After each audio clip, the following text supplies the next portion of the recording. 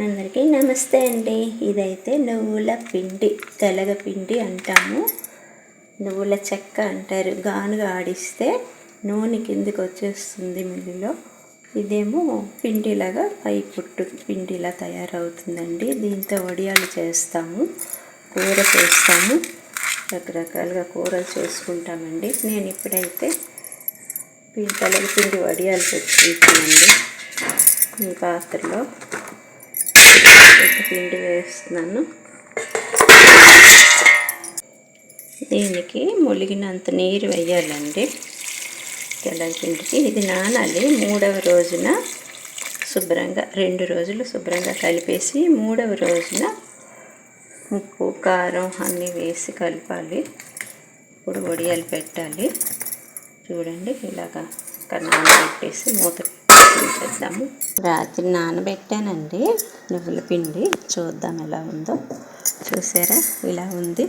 ఈ తెల్లగా ఉంది కదా అని పాడైంది కాదండి. ఈ పిండి ఇలా వస్తుందన్నమాట. పులుస్తుంది, బాగుంటుంది. అయితే 2వ రోజు కదా, ఇంకా సరిగ్గా నానదు. మూలిగినంత నీరు పోసాను కదా, ఇలా చూసారా ఇలా ముక్కలు ఉండిపోయి. మరి కొంచెం నీరు పడతాయండి. ఇవాళ మరి కొద్దిగా నీళ్లు వేసేస్తే నానిపోతుంది. రేపు 3వ రోజు 4వ రోజు ఎప్పుడైనా కలిసిపోతుంది. అయితే ఒకలాంటి స్మెల్ వస్తుందని అందరూ భయపడతారు. ఏం కాదండి, అది చాలా మంచిది. పులిస్తుంది, సహసిద్ధంగా పులిస్తుంది అనమాట. పెరుగులాగా మంచి బ్యాక్టీరియా అనమాట. అంతేకాని ఇంకేం లేదు. కొద్దిగా నీరు పోసేసి ఈరోజు కూడా నానబెడతాను.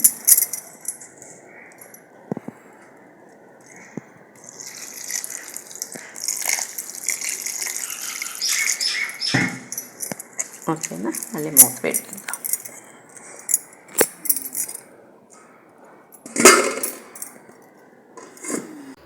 ఇదిగోండి 3వ రోజు అయితే చూపిస్తున్నానండి.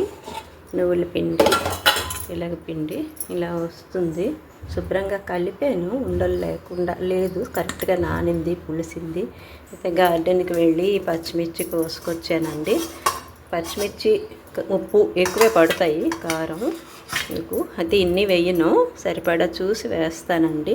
వాము అయితే వేయాలి, తప్పనిసరిగా వాము వేయాలి. పచ్చిగా ఇలా వేయించకుండా వేసేస్తాను. ఈ వెల్లుల్లి, పచ్చిమిర్చి, ఉప్పు వేసి మిక్సీ వేస్తానండి. వాము అయితే ఇలా డైరెక్ట్గానే వేసేస్తాను. అయితే చేదు రాకుండా కొంచెం వగరుగా ఉంటుంది పిండి. అందుకని చిన్ని గ్లాస్తో మనం టీ తాగుతాం కదా, ఆ టీ గ్లాసు బియ్యం అయితే వేయించాలండి. ఇవి వేయించి పొడి చేసి ఆ పౌడర్ వేస్తాము. దానివల్ల రుచి బాగుంటుంది. ఇదిగండి బంగారు రంగు వచ్చాయి కదా బియ్యం. ఈ కలర్ వస్తే చాలండి. వేయించేసాను పొడి. ఇప్పుడు మిక్సీలో పౌడర్ చేసేసి అలా వేస్తే బాగుంటుంది. ఇదిగండి బియ్యపు పిండి అయితే, వేయించిన బియ్యపు పిండి.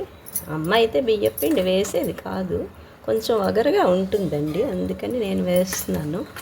అయితే ఈ తెలగపిండి అయితే చేదు ఉంటుందండి కొద్దిగా, అందుకు ఇది రుచిగా ఉంటుంది. ఇసుక ఉండొచ్చండి మీరు బజార్లో కొనుక్కున్నదైతే. అది గాలించాలి అంటే నిండా నీరు పోసేసి, గిన్నె నిండా నీరు వేయాలి. పిండికి ములిగినంత కాకుండా ఎక్కువ నీరు పోసేసి, ఇది పచ్చిమిర్చి, ఉప్పు, వెల్లుల్లి పేస్ట్, నీళ్లు పోసేసి 2 పాత్రల్లోకి గాలించాలండి. అటు ఇటు గిన్నె తిప్పుతూ ఉంటే అడుగున ఇసుక వస్తుంది. అయితే నేను సొంతంగా తయారు చేసుకుంటానండి. నువ్వులు ఆడించేటప్పుడే నేను గానుగా ఆడించుకుంటాను. నువ్వులు కడిగి శుభ్రంగా కడిగి ఇసుక గాలించేస్తాను. అందువల్ల పిండిలో ఇసుక ఉండదన్నమాట.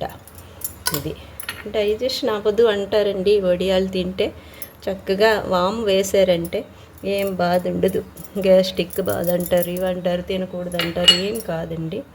మా చెట్టు నిమ్మపళ్ళు కూడా 2 తీసుకొచ్చాను, వేస్తున్నాను. నిమ్మరసం, ఈ పులుపు బాగుంటుంది.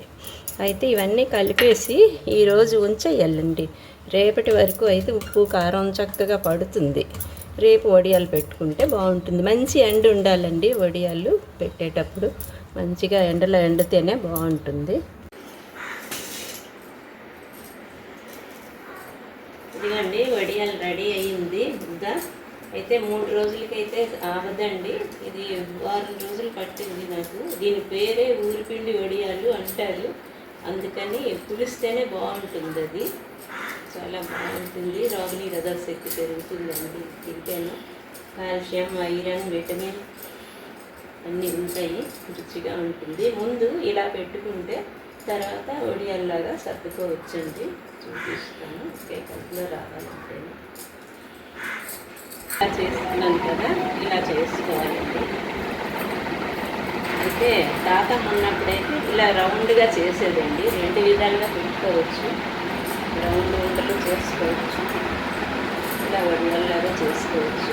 మజ్జిగన్నంతో నంచుకోవడానికి బాగుంటుంది, మజ్జిగన్నంతో తినచ్చు.